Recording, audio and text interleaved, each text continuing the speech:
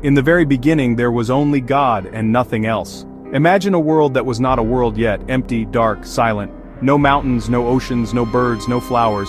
Just a deep, formless void. But this darkness was not frightening because God was there. His spirit hovered over the waters, ready to create. The universe was like a blank page, waiting for a story. God had a perfect plan tucked inside his heart. He was about to fill the emptiness with beauty, and the silence with sound. The darkness was just the first page, not the end. The stage was set, creation was poised on the edge of a miracle. The deep waters swirled, unaware of the light about to break through. God was ready to speak, and when God speaks, things happen. He was about to start the great project of his love. The universe held its breath, waiting for the very first words from the maker of everything. And then, God spoke, "Let there be light." Instantly, brilliant light flooded the darkness, chasing away every shadow. This was not sunlight, but God's own special light. God saw the light was good, perfect for his new world. He separated the light from the darkness, giving each its own time. He called the light day, and the darkness night. This was the very first day and night, the beginning of time. A gentle rhythm of light and dark, work and rest began. God's promise. After every darkness, light would always return. The world was no longer empty, it now had day and night. God's plan was unfolding step by step. The first part of his story was written. The light showed God's goodness and power. Order and beauty were coming from chaos, and this was only the beginning. On the next day, God spoke again. "Let there be a space to separate the waters." A vast sky appeared, blue and beautiful, a ceiling for the world. God called the expanse sky, and he saw it was good.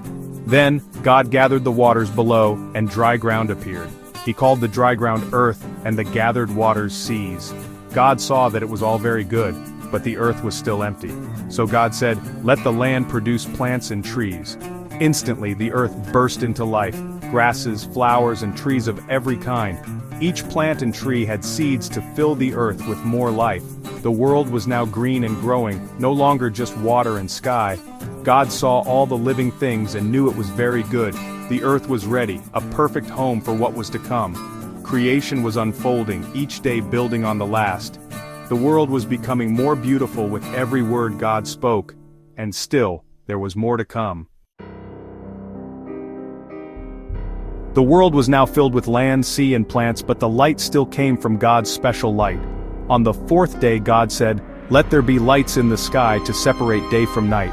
He made the sun to rule the day, a brilliant warming light.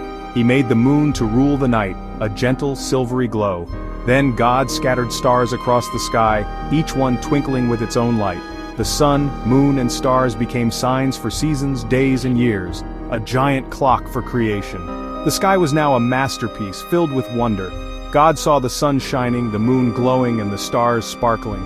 They marked the passing of time and filled the sky with beauty. Everything worked perfectly, just as God planned. The universe now had its rhythm and its lights. God saw that it was good. The fourth day was complete. The heavens declared the greatness of their Maker. Now the world was ready for a new wonder, life that could move and sing. On the fifth day, God said, "Let the water teem with living creatures and let birds fly above the earth." Instantly, the seas swarmed with fish, dolphins, and whales of every kind. The quiet waters burst into life and energy.